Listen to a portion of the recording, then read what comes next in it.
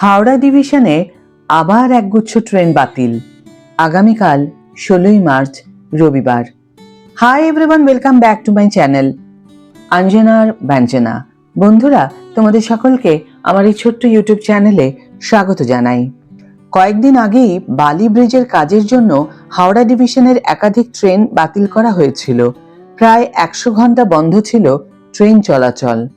ফের বাতিল একাধিক ট্রেন। হাওড়া ডিভিশনে একাধিক ট্রেন বাতিল থাকার কথা ঘোষণা করা হয়েছে রেলের তরফে।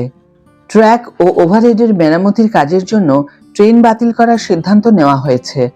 ট্রাফিক ব্লক করার সিদ্ধান্ত নেওয়া হয়েছে। ফলে হয়রানির শিকার হতে পারেন নিত্যযাত্রীরা। আগামী 16ই মার্চ রবিবার বাতিল থাকবে যে ট্রেনগুলি, তার তালিকা একটু দেখে নেওয়া যাক। 36825 হাওড়া বর্ধমান লোকাল সকাল 11টা 22 মিনিটের বদলে সকাল 11টা 48 মিনিটে ছাড়বে। 36838 বর্ধমান হাওড়া লোকাল আগামীকাল 11টা 48 মিনিটের বদলে দুপুর 12টা 15 মিনিটে ছাড়বে। 37812 বর্ধমান হাওড়া লোকাল 30 মিনিট দেরিতে ছাড়বে। কয়েকদিন আগেই বালি ব্রিজের কাজের জন্য হাওড়া ডিভিশনে একাধিক ট্রেন বাতিল করা হয়েছিল। প্রায় 100 ঘন্টা বন্ধ ছিল ট্রেন চলাচল। এছাড়াও এপ্রিল মাসে ফের শতাধিক ট্রেন বাতিল হতে পারে বলে সূত্রের খবর। প্রতিদিন লোকাল ট্রেনে যাতায়াত করেন হাজার হাজার মানুষ। এক্সপ্রেস ট্রেনের যাত্রী সংখ্যাও নেহাত কম নয়। তাই ট্রেন বাতিল হলে সমস্যায় পড়তে পারেন বহু মানুষ। হাওড়ার বিকল্প হিসাবে তৈরি হচ্ছে সাঁতরাগাছি স্টেশন। প্রতিদিনই হাওড়া স্টেশনের উপর চাপ যেভাবে বাড়ছে, তাতে বিকল্প একটা ব্যবস্থার প্রয়োজন অবিলম্বে। কোনা এক্সপ্রেসের ধারে বিশাল স্টেশন বিল্ডিংটা নির্মাণের কাজ সবকিছু হিসেব মতো চললে এবছরই সম্ভবত শেষ হবে সাঁতরাগাছি স্টেশন বিল্ডিং। শুধু রেল স্টেশন এবং সংলগ্ন স্টেশন বিল্ডিংই নয়, সাঁতরাগাছি রেল ইয়ার্ডের আধুনিকীকরণের কাজও চলছে জোর কদমে।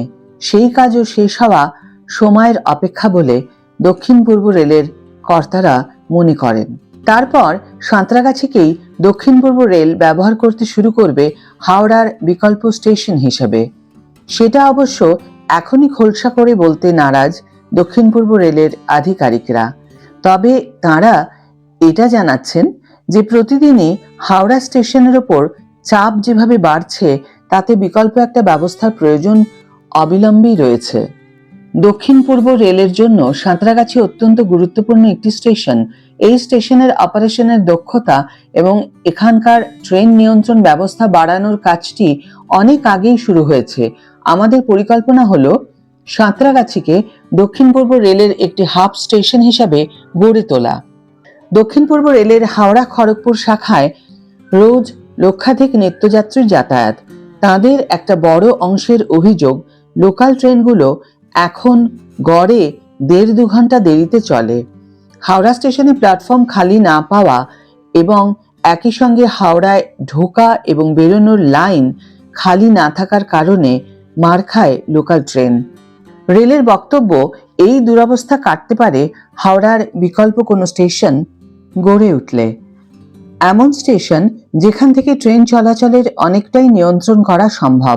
এই বিকল্প স্টেশন হিসাবে সাঁতরাগাছির কথাই ভাবা হয়েছে। স্টেশন বিল্ডিং ছাড়াও 2টি ফুট ওভারব্রিজ, স্টেয়ারকেস, সাবওয়ে, ঘোরানো রাস্তার মাধ্যমে কোনা এক্সপ্রেসওয়েতে ওঠার সুবিধে, এলিভেটেড পার্কিং, শালিমার থেকে সাঁতরাগাছি পর্যন্ত পাইপলাইনে জল সরবরাহের ব্যবস্থা তৈরির কাজ পুরোপুরি শেষ হয়ে গিয়েছে বলে রেল সূত্রের খবর।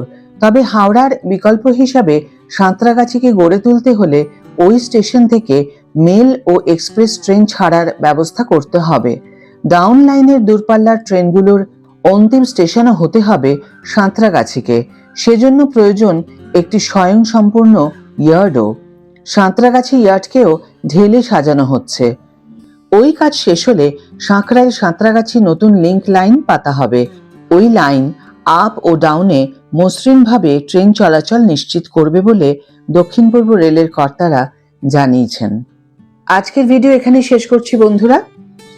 ভিডিও যদি ভালো লেগে থাকে তাহলে অবশ্যই একটা ছোট্ট করে লাইক দিও, শেয়ার করো বন্ধুদের সাথে, কমেন্ট করে জানিও তোমাদের মতামত।